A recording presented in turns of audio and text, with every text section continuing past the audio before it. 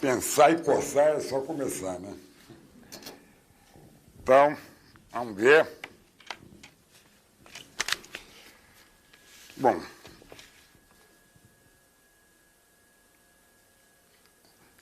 a metáfora é de Euclides, né? Falando de uma outra coisa.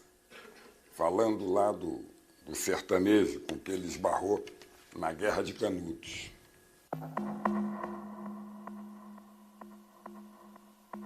O sertanejo foi aprisionado, vestido em andrajos, ia ser executado, enforcado ou degolado, não me lembro bem, mas ia ter um destino, uma triste sina. Tiram-lhe a roupa e por detrás daqueles andrajos, o que Euclides descreve é uma figura hercúlea, né? Um homem fantasticamente forte. E a expressão ficou, né? A metáfora ficou. Hércules Quasímodo. Quasímodo, o nome do personagem da Corcunda de Notre Dame, de Victor Hugo, né? Que todos conhecem.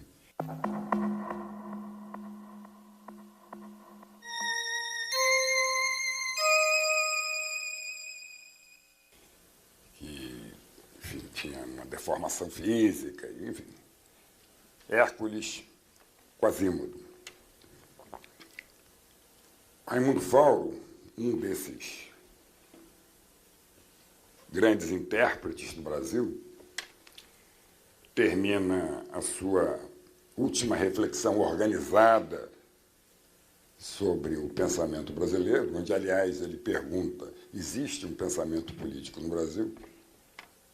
Termina precisamente mobilizando essa metáfora de Euclides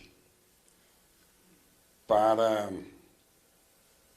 dar conta de nós, do nosso país. Hércules Quasímodo, somos. O que temos de Hércules, além do tamanho? Uma economia, uma ciência, uma universidade, uma cultura, uma arte. Se faz boa arte no Brasil. E o nosso tamanho não é um tamanho dado, né? Um tamanho conquistado. E nesse tamanho, uma cultura só, né? Uma língua só, em que o dialeto dominante passa a ser cada vez mais o que as pessoas falam na TV Globo, né? Bom, essa é a nossa musculatura, né? E o nosso lado quasimodal, qual é? Bom, esse que está à vista de todos, né? Desigualdade social, a miséria mesmo em que vive boa parte do nosso povo.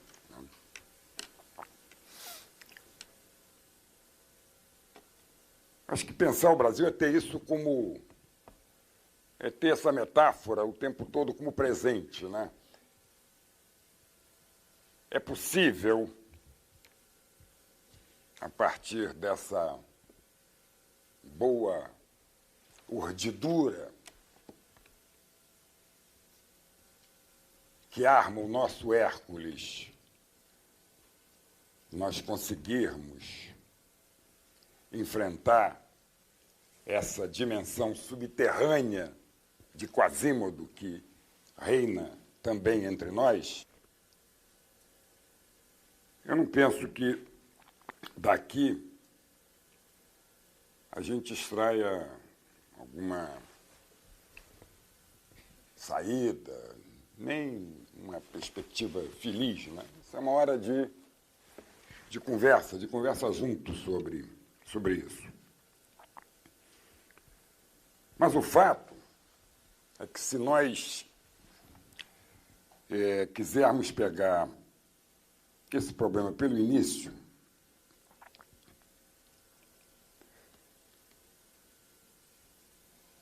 o ponto mesmo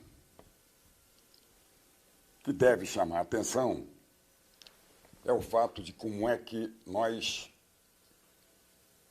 chegamos ao mundo, né? A natureza do processo da independência, que, ao contrário dos demais países latino-americanos, que a realizaram por meio de revoluções nacional-libertadoras, aqui isso culminou com uma bizarra transição em que um rei vai embora, Dom João VI,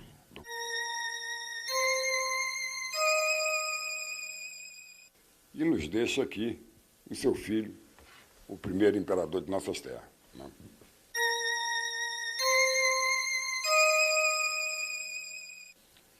Bom, com isso, desde logo o quê? Que todo o processo de mobilização que se adensava no curso da colônia, de que 1817 é um dos últimos grandes acontecimentos, e que prenunciavam aqui a afirmação dos valores do liberalismo, né? Uma economia que começava a procurar encontrar formas de afirmação e de ruptura com o pacto colonial, com o estatuto colonial,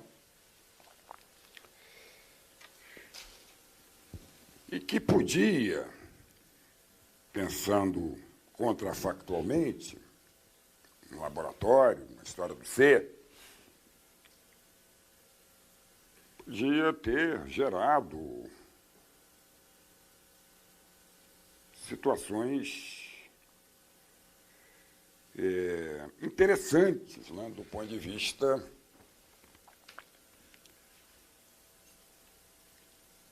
de uma história mais favorável à liberdade ou às liberdades do que a história que tivemos. Nesse sentido, a independência, do ponto de vista político, significou a interrupção dessa maré montante, né, dos ideais do liberalismo entre nós, que foram capturados pelo Estado, com as principais lideranças intelectuais cooptadas pelo aparelho do Estado. A nossa primeira Constituição vai ser uma Constituição de orientação liberal, mas um liberalismo muito particular, porque já vai ser a primeira forte e ainda inescapável amarração da natureza do liberalismo de Estado nesse país. Uma independência sem o elemento jacobino. Uma independência sem um movimento nacional popular. Embora esse movimento tivesse havido principalmente no Nordeste, e ainda se seguiu por lá, depois da independência, sempre reprimido, né, conforme sabemos, os vários movimentos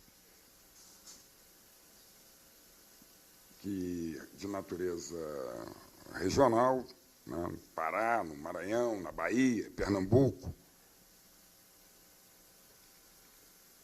que foram esmagados a ferro e fogo. Havia, então, aqui, antes do nosso Estado tomar a sua forma, havia um movimento buliçoso, uma certa vida mercantil animada. Bom, ali em Minas, os Inconfidentes, né? havia essa fabulação, né? Esses ideais, a experiência americana batia aqui de maneira muito forte, mas essa independência, assim, bizarra, esta revolução sem revolução, que marcou a nossa entrada no mundo, criou um outro trilho para nós. E, desde logo, isso, né? O Estado como grande protagonista da vida, e a preservação do ideal ibérico da preservação do território, da centralização. Com a centralização, nós jogamos uma boa parte da nossa sorte. O ideal da unidade territorial implicou o fortalecimento da dimensão da autoridade em detrimento da dimensão da liberdade. Não há dúvida de que as decisões que foram tomadas naquele momento quanto a isso foram determinantes para a nossa história posterior. Bem, só para brincar, problematizando, para vocês verem o tamanho do problema logo quando ele se esboça, o problema do nosso Hércules Quasímodo.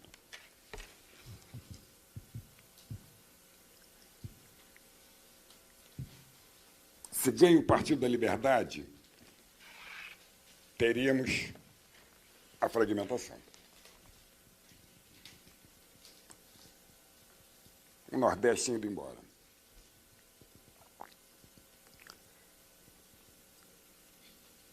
O Norte igualmente. O Sul certamente faria parte de um outro eixo de gravitação em torno do Rio da Prata. São Paulo, provavelmente uma Prússia ameaçadora, né? A tentar subordinar o resto. Bósnia, Herzegovina, Macedônia. Teríamos sido aqui um cenário de guerra.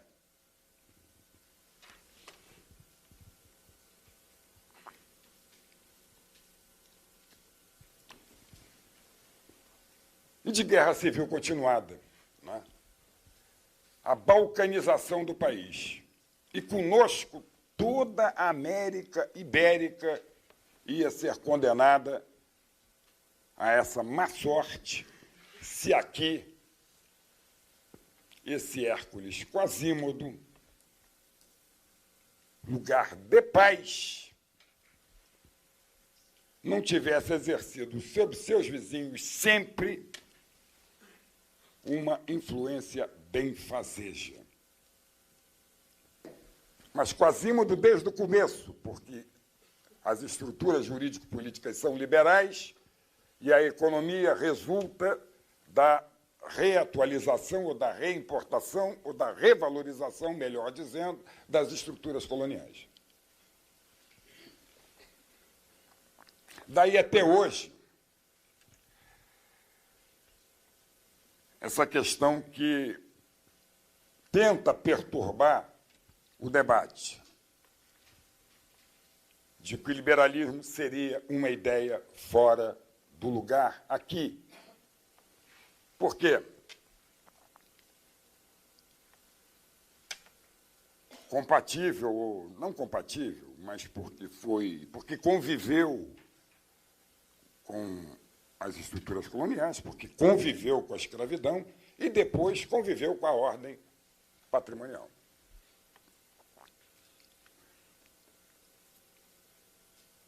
Seria uma máscara, uma impostação. Uma máscara precisava ser denunciada.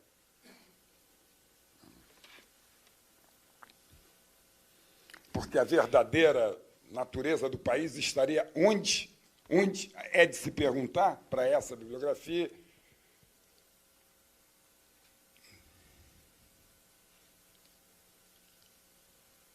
Ou nesses movimentos emancipacionistas que nos levavam para a secessão, ou então lá fora.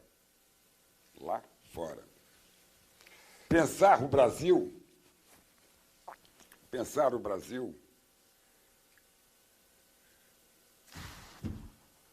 era quase uma impossibilidade absoluta diante da solidão moral, né, em que todos estaríamos imersos, né?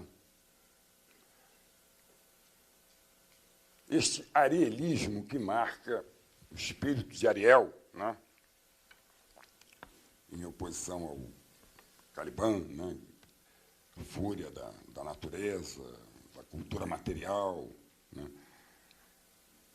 Esse arielismo das nossas elites senhoriais, de que Nabucco é certamente o melhor, o mais digno representante,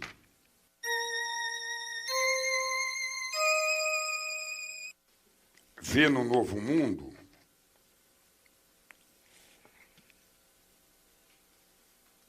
quer dizer, não vê que no Novo Mundo o espírito possa amedrar. É textual dele. O espírito humano está do outro lado do Atlântico. O sentimento está aqui, o sentimento de Maçangana, o sentimento de identidade com a sorte dos escravos, que há pouco o Caetano ilustrou de forma tão cativante, né, musicando Noites do Norte, né, que é um texto de prosa de Maçangana, do Joaquim Nabuco. Este sentimento, sim, tínhamos sentimento, natureza, não tínhamos espírito, aqui a imaginação não podia medrar. O Império é muito isso, né?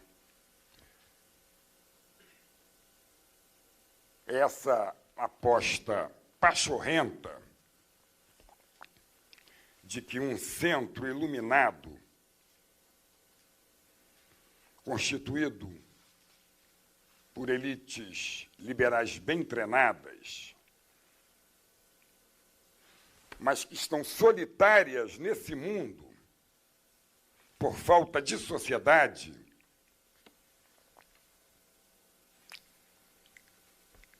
são capazes de conduzir, através de uma longa marcha, a internalização do espírito entre nós.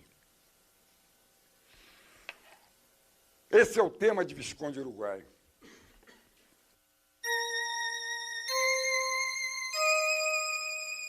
O Visconde Uruguai, cultor de Tocqueville.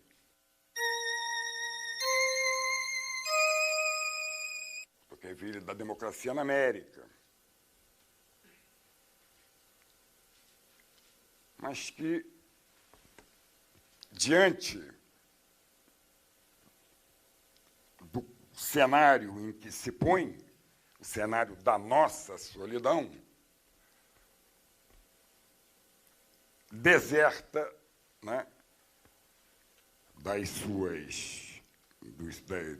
do seu ideal, né, do ponto de vista momentâneo, e o projeta como realização molecular ao longo do tempo. É uma sociedade que precisa ser protegida. Nesse sentido, Nabucco, que é o melhor rebento desse pensamento, dessas elites senhoriais, formulará como nenhum outro o paradigma inglês como a grande alternativa para a marcha da civilização brasileira. Bom, mas essa obra paquidérmica deu frutos, porque o seu eixo de orientação, se era liberal, e aqui eu acompanho, eu sigo a análise do Florestan na Revolução Burguesa,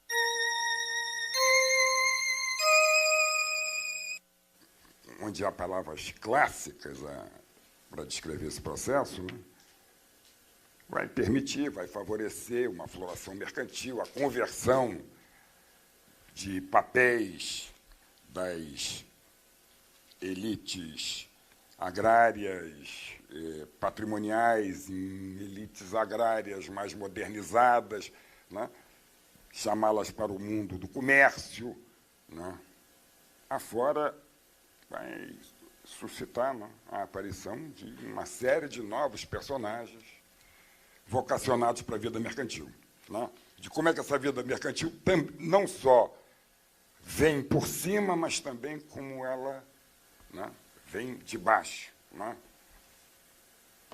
vem de cima por um processo onde o Estado está mais ou menos presente, indutor, animador, e vem de baixo pela complexificação e pela contínua diferenciação da vida social. E lá vamos, como uma comunidade,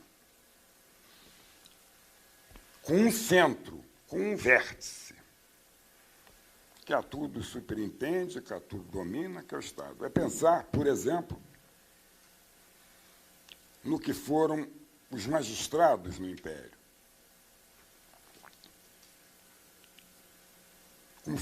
O que foi a burocracia imperial, né,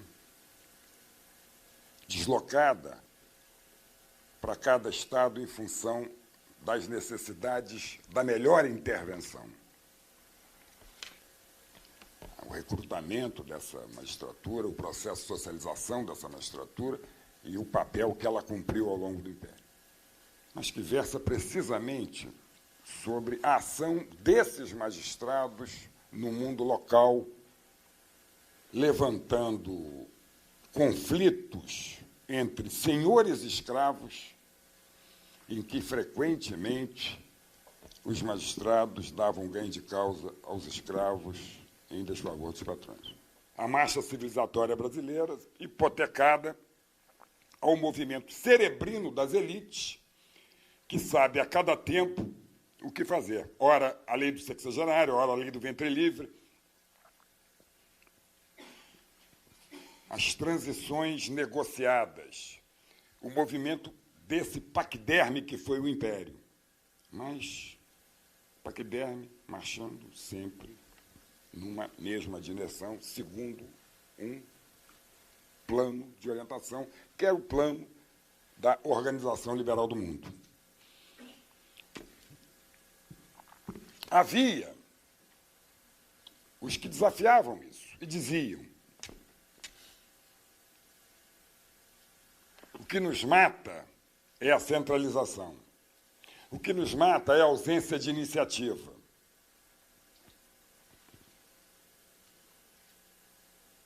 Precisamos de liberdade, sobretudo econômica. Herói dessa bandeira, Tavares Bastos.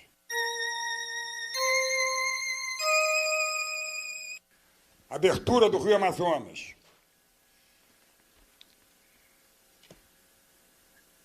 Mobilizou boa parte da vida da publicística de Tavares Bastos.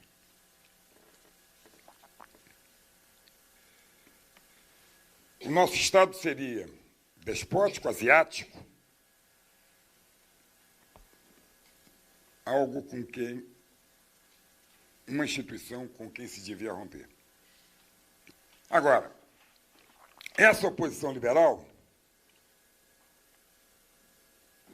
que começa a se organizar a partir de 1860, que em 1870 vai dar o Partido Republicano, e a partir daí o Império começa a se complicar, e vai se complicar de vez com a abolição, e daí nós passamos para um outro mundo, para uma outra marcha. Esse liberalismo tinha uma fraqueza que ele jamais superou no país. Ele não tinha um programa agrário.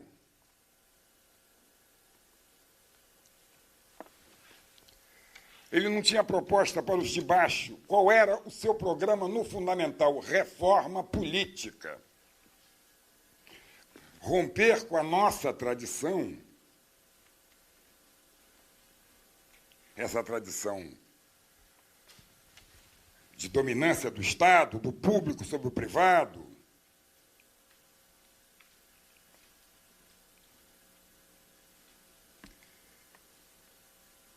e dar passagem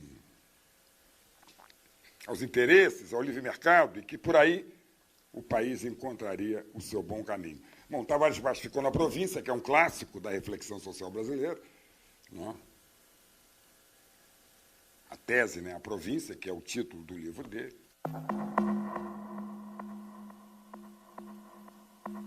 Acompanhado de uma série de ensaios, todos eles orientados para a reforma política, e todos estrangeiros ao problema de fundo, que era a questão agrária. Quem vai tocar na questão agrária de verdade no Império é André Rebouças.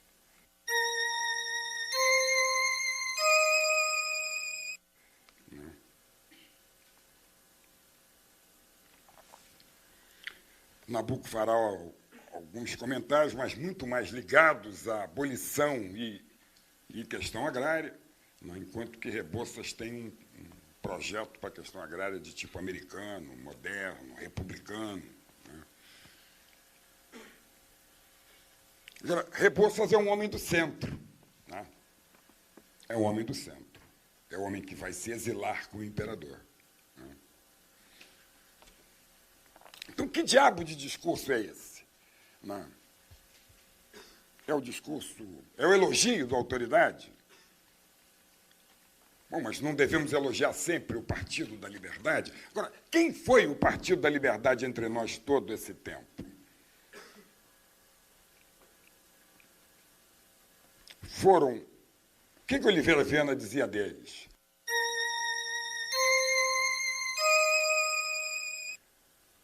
Falando da perspectiva do centro, de que ele sempre falava. A nossa sorte, dizia ele, é de que os nossos liberais sempre ficaram fazendo arenga para as ralés ou para os quartéis. Né? Nunca foram ao mundo popular, nunca foram especialmente, né, ao mundo subalterno das populações agrárias do país.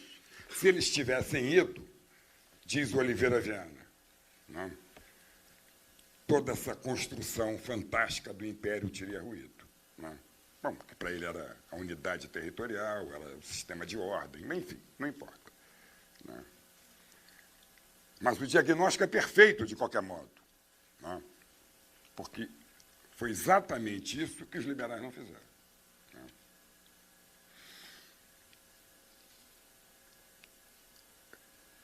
Um partido de elites intelectuais insulada no tema da reforma política. A esse mundo arielista do Império, a essa marcha civilizatória, onde um espírito vigilante se fazia passar para a sociedade lenta e molecularmente, né?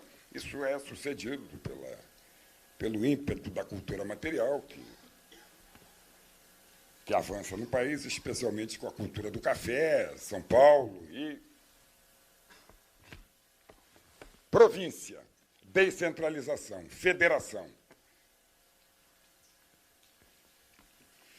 livre mercado, concepção liberal ortodoxa, que é a da Carta de 1891. Bom, mas, a essa altura, o Quasímodo já começa a se mexer. Né? Já deu o jagunço, o movimento operário aparece, 1917, 1918, 1919, greves gerais. Novos, outros personagens se fazem presentes. Os empresários, os militares. E essa matriz do interesse não é bem... se mostra logo com muita dificuldade de organizar esse mundo. Vou dar um exemplo. Coronelismo foi o quê? Coronelismo não consegue se falar, explicar a Primeira República sem o sistema do coronelismo. Coronelismo é o quê? Né? É essa combinação entre a ordem racional legal do mundo republicano e a ordem patrimonial do país da tradição. né? Com o que o centro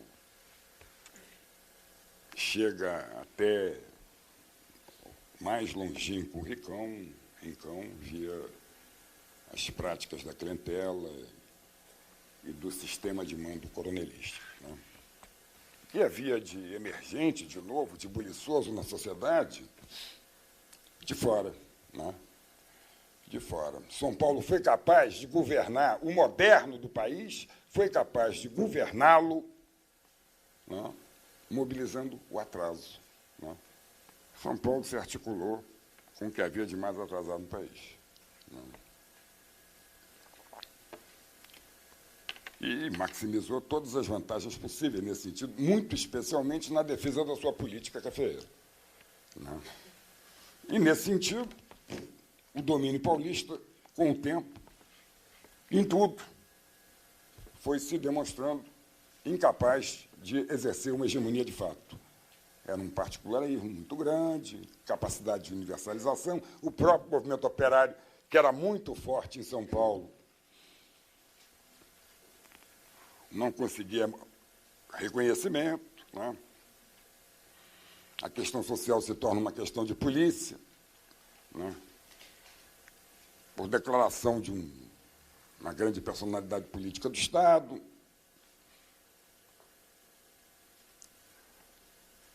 São Paulo também se recusa à federação. O Astor Luiz tinha sido eleito por São Paulo, impõe Júlio Prestes mais um candidato de São Paulo.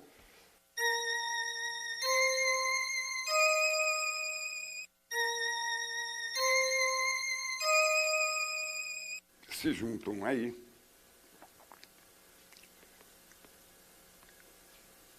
o atraso dissidente, o atraso derrotado na federação, esses setores emergentes e algo que já vinha ocorrendo de fato, né? A imaginação já é brasileira, o estoque do imaginário brasileiro está internalizado. Exemplos curtos e rápidos.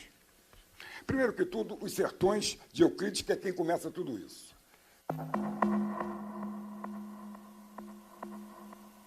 Comecinho lá do século, não é isso? Depois, Mário de Andrade, Vila Lobos.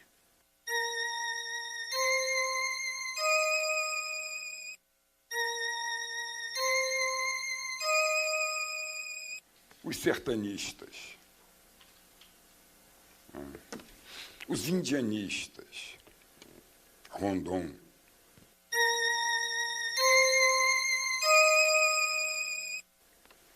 A coluna Prestes. Sertão. A solidão se torna, então, aquilo que era solidão em Nabucco, se torna, então, o lugar axial da imaginação brasileira. Essa arqueologia da tradição para a inovação. Primeiro,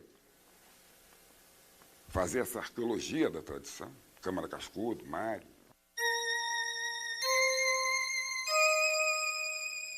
E a inovação, Vila Lobos.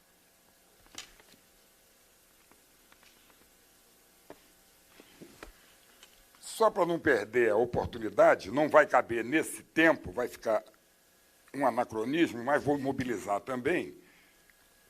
Mais à frente, nos anos 50, Guimarães Rosa, e um pouquinho mais à frente, Pedro Nava.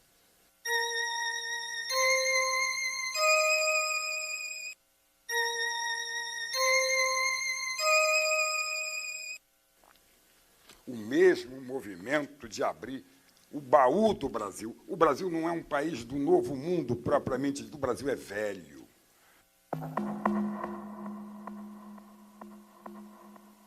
A ideia de que temos aqui uma cultura velha, né? Que temos uma tradição, e por isso mesmo não somos inteiramente americanos. Nós somos um americano diverso, somos americanos, mas somos ibéricos. Há uma outra informação, aí. Né?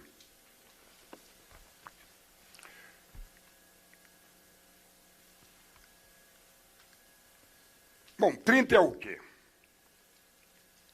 Essa Ibéria dos confins do Brasil, Vargas, fronteiriço, estancieiro, filho de estancieiro, neto de estancieiro. Nunca vi uma fábrica na vida. Francisco Campos, Capanema.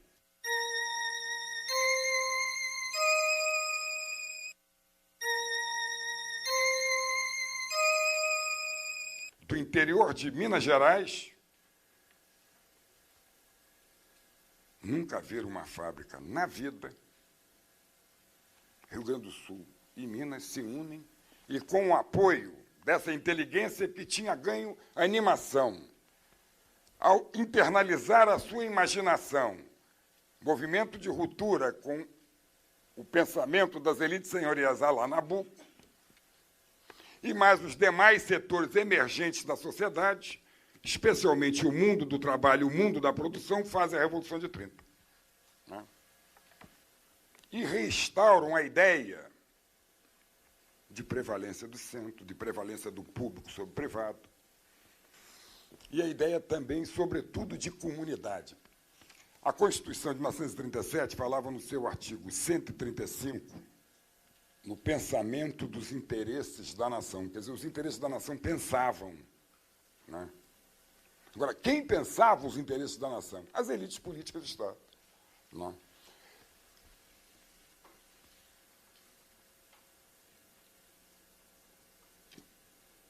Como é que o interesse pensa? Né?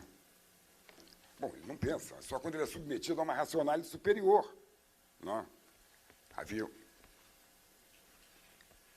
o suposto de que o país era uma comunidade essa interpretada pelo centro, que encarnava os valores da sociedade e que também trazia em si um projeto positivo e afirmativo para a nação. Bom, e outra marca que volta, os magistrados do Império e aqui o direito do trabalho como instância determinante, fundamental na organização, na alavancagem de um mercado nacional unificado de trabalho entre nós, que foi vital para a expansão capitalista posterior. Sem falar na infraestrutura e tudo mais. E, sobretudo, e aí, inovando, do ponto de vista das elites, estou falando das elites autoritárias, estou falando do tema da autoridade,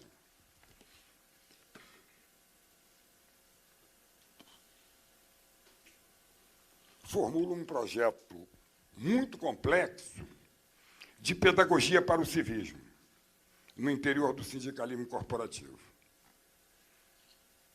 A sociedade era invertebrada, o brasileiro só conhecia os valores da independência, mas não os da autonomia.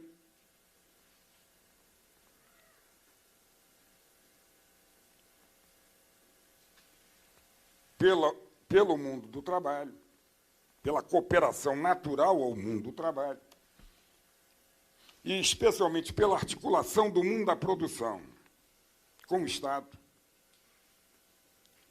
pela via da mediação da fórmula corporativa, a justiça do trabalho, as instituições do judiciário trabalhista. Era a tentativa de recobrir o mundo do trabalho inteiramente, e, a partir daí, da valorização do trabalho do trabalhador, tirar um civismo. Civismo esse que estava, evidentemente, nucleado em torno dos valores e dos projetos e da grande intencionalidade que os dirigentes políticos formulavam para o país. Nenhum mercado tem força para mobilizar a sociedade inteira em torno de si e dos seus valores. esse mercado vai sendo criado, o mercado de trabalho, o mercado disso, o mercado daquilo, por uma ação inteligente que o antecipa, que o prefigura e que é do Estado. Bom, essa ideia de comunidade parece que vai tomar conta de tudo no imediato pré-64, inclusive porque aqui ocorreu um fenômeno muito particular na América Latina, que foi o fato do seu Partido Comunista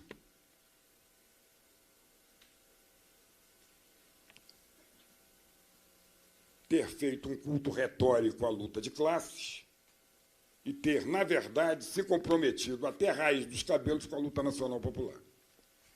É isso.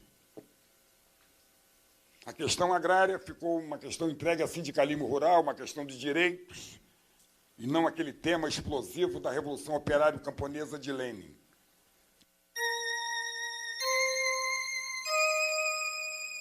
Não. Tanto é que o Partido Comunista Brasileiro vai romper com o Partido Comunista Brasileiro exatamente em função dessa marcação. E vão para o Paraguai, aquela ideia de comunidade se evanece. Vem 64. O que foi 64? Pega o público e transforma o público em instrumento nu e cru de dominação de classes e de intensificação da acumulação capitalista, né? E faz do público um lugar apropriado pelo mundo privado. E provoca uma mudança vertiginosa na nossa sociedade, com repercussões na estrutura ocupacional, na estrutura de classes, em tudo.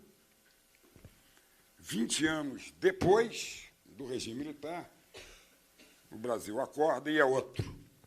Acorda porque volta a pensar, e é outro. Que não foi submetido a nenhuma pedagogia ao longo desses 20 anos, que foi mantido politicamente imobilizado, enquanto socialmente e economicamente passava por mudanças sem paralelo na nossa história. Aí toda a bibliografia dos anos 70 vai de Fernando Henrique a Bolívar Lamounier, que passa por Vanderlei Guilherme.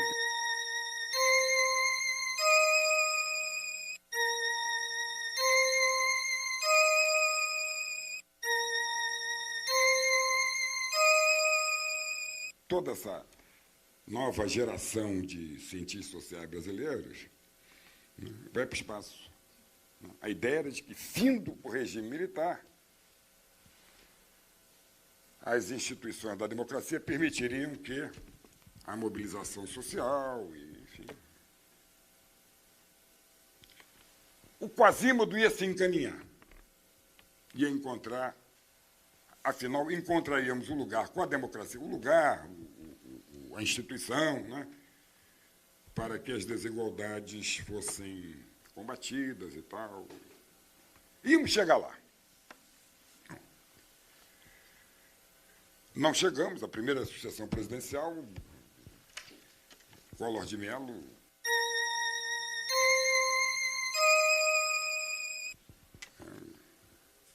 mostrou bem o quanto estávamos distantes das nossas fantasias, né? E não ele, os outros, e tudo que se passava no município, na Câmara de Vereadores, em todos os lugares. E não à toa, inclusive a biografia muda de eixo. Ela sai do tema da democracia política e passa a orbitar em torno do tema da cidadania. O que não deixa de ser uma volta ao pobre do Oliveira Viana da Primeira República. Porque qual é o tema de hoje? Como se vê isso? Não há civismo embaixo. O brasileiro não está preparado para a democracia. Insolidariedade, a violência, fragmentação do social.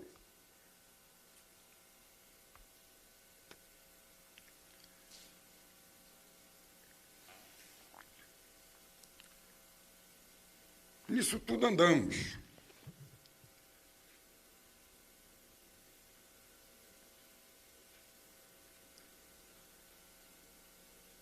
Mas, como essa história não é linear, né? Especialmente aqui,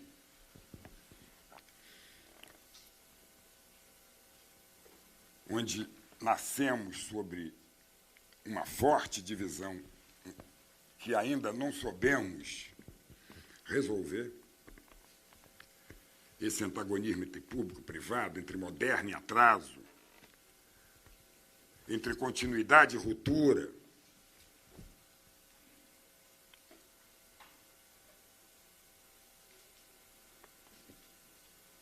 Assistimos que um movimento que nasceu comprometido com a ideia de ruptura leva à presidência da República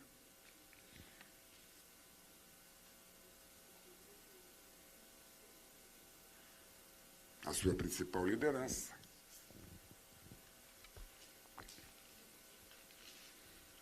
e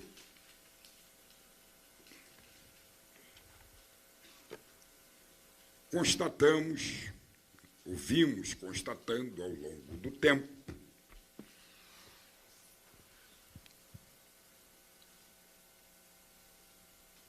pelo menos a possibilidade dessas velhas antinomínias se encontrarem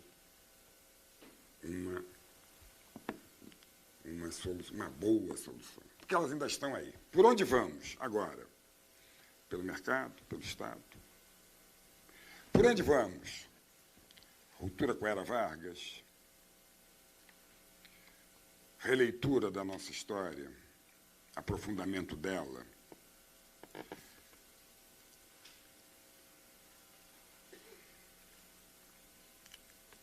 Apareceu no primeiro momento, pelo menos do discurso,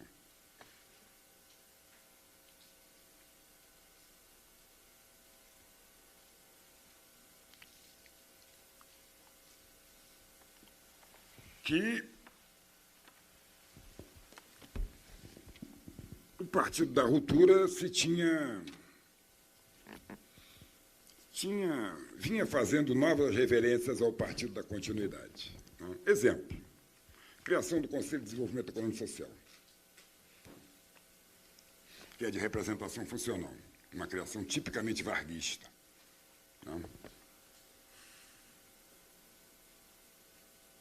A valorização do tema do Estado para o desenvolvimento, a valorização da burguesia nacional, a valorização da questão nacional, em oposição à categoria classista, à dimensão classista.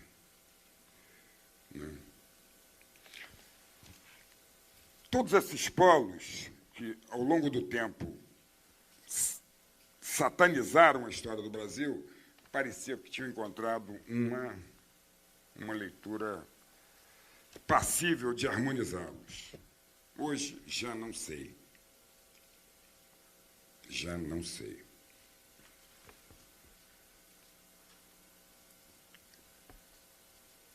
É ainda possível que esses dois partidos sigam a sua porfia por muito tempo. Provavelmente aqui, e essa é a minha aposta, nenhum deles exercerá total supremacia sobre o outro. Nenhum mercado vai conseguir afastar a dimensão pública do papel que sempre foi tradicional entre nós e nem, evidentemente, não está no horizonte que a dimensão pública consiga, pensar algo no lugar do mercado.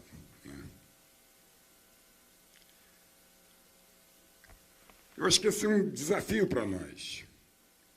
E eu acho que ao longo desse ciclo, muitos dos temas que aqui foram apenas suscitados de maneira tão rápida, vocês vão reencontrar mais bem postos, especialmente na questão da cultura. Mário, Câmara Cascudo, foram os dois que eu me lembrei de imediato, que foram mencionados aqui. Quando a arqueologia brasileira for feita de fato.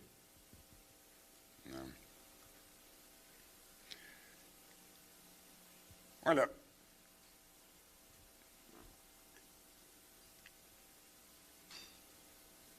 quem é Hércules, quem é Quasímodo, né?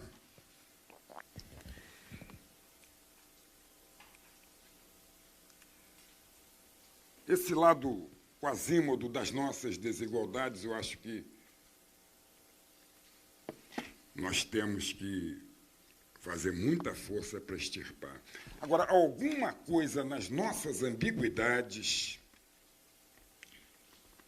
que fazem parte da nossa história, vale dizer de como é que uma América pôde nascer em pleno terreno da Ibéria, se realizar aqui,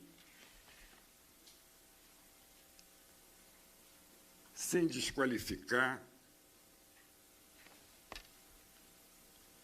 valores da arqueologia brasileira, que são valores da solidariedade, que são valores da comunidade, que eu penso que importa prezar. Muito obrigado.